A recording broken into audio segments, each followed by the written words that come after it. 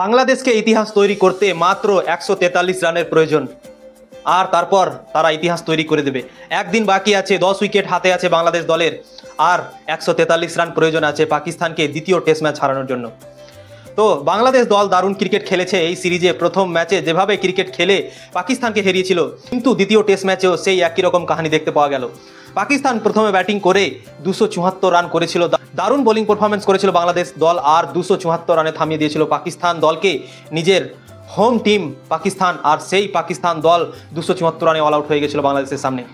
আর বাংলাদেশ যখন ব্যাটিং করতে নামলো তখন বাংলাদেশের শুরুয়াত একেবারে খারাপ হয়েছে। 26 রানে 6 উইকেট পড়ে গিয়েছিল, আর মনে হচ্ছিল কি ম্যাচ তো এটা একতরফা হবে, পাকিস্তান ইজিলি জিতবে, বাংলাদেশকে ফলোয়ান দেবে পাকিস্তান, আর দ্বিতীয়বার ব্যাট করার সুযোগ দেবে বাংলাদেশকে, আর চতুর্থ ইনিংসে ব্যাট করবে পাকিস্তান, টার্গেট চেস করবে। কিন্তু সেটা হলো না।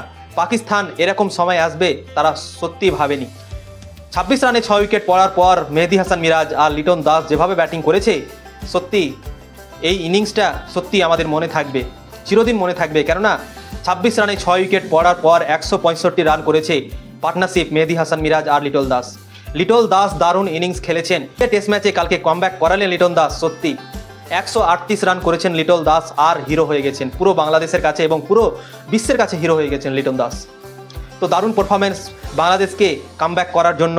আর মেহেদী হাসান মিরাজ যে বোলিংয়ে ভালো পারফরমেন্স করছিল, এবার ব্যাটিংয়ে করার সুযোগ ছিল তার হাতে, কিন্তু সেই সুযোগটা সে হারায়নি। সেও 78 রান করেছে এবং দুজন মিলে 165 রানের পার্টনারশিপ করে 262 রান করে নিয়েছে বাংলাদেশ দল। 26 রানে 6 উইকেট পড়ার পর পাকিস্তান মনে হচ্ছিল কি প্রায় 150 রানের মতো লিড পেয়ে যাবে পাকিস্তান, কিন্তু পাকিস্তান দল মাত্র 12 রানের লিড পেল। এবং যখন শেষ হলো তৃতীয় দিন, তখন বাংলাদেশ দল আবার দারুণ বোলিং পারফরমেন্স করলো, 9 রানে 2 উইকেট ফেলে দিল পাকিস্তানের। চতুর্থ দিন যখন শুরু হলো, আবার বোলিং পারফরমেন্স দারুণ দেখতে পাওয়া গেল বাংলাদেশের তরফ থেকে। পাকিস্তান দলকে 174 রানে অল আউট করে দিল বাংলাদেশ দল। তো দারুণ বোলিং পারফরমেন্স করেই যাচ্ছে বাংলাদেশের বোলাররা। 174 রানে অল আউট করে টার্গেট পেয়েছে বাংলাদেশ দল 185 রান, আর 42 রানে নট আউট আছে বাংলাদেশের 2 ওপেনার। তো একটাও ফেলতে পারেনি উইকেট পাকিস্তানের বোলাররা। 42 রানে 0 উইকেটে এখন নট আউট আছেন বাংলাদেশের 2 ওপেনার। এখন 10 উইকেট হাতে আছে, আর 143 রান প্রয়োজন আছে ইতিহাস তৈরি করার জন্য বাংলাদেশ দলকে। তো বাংলাদেশ দল 143 রান পিছিয়ে আছে। যদি 143 রানটা বাংলাদেশ দল কালকে করে দেয়, তাহলে পাকিস্তানকে দ্বিতীয় টেস্ট ম্যাচ হারিয়ে দেবে এবং সিরিজ জিতে নেবে, আর পাকিস্তান গিয়ে পাকিস্তানকে হারিয়ে সিরিজ জিতে যাবে বাংলাদেশ। তো এটা ইতিহাস তৈরি করে দেবে বাংলাদেশ দল। তো দেখা যাক কালকে কি হয়, বাংলাদেশ দল কি 143 রানটা করতে পারবে? 10 উইকেট হাতে আছে তাদের। আমার বিশ্বাস যেভাবে বাংলাদেশ দল ক্রিকেট খেলেছে এই সিরিজে, অবশ্যই 143 রান করবে এবং পাকিস্তানকে হারাবে। কেননা পাকিস্তান দলে একটাও অনুভবী বোলার নেই, কেননা শাহিন শাহ আফ্রিদি, নাসিম শাহ সবাইকে বসিয়ে দিয়েছে এই ম্যাচে।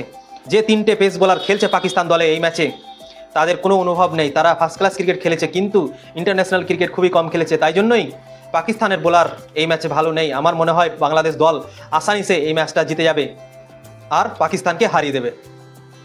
তো দেখা যাক কালকে কি হয়, অবশ্যই কমেন্ট করে জানাবেন বাংলাদেশ দল জিতবে কি হারবে।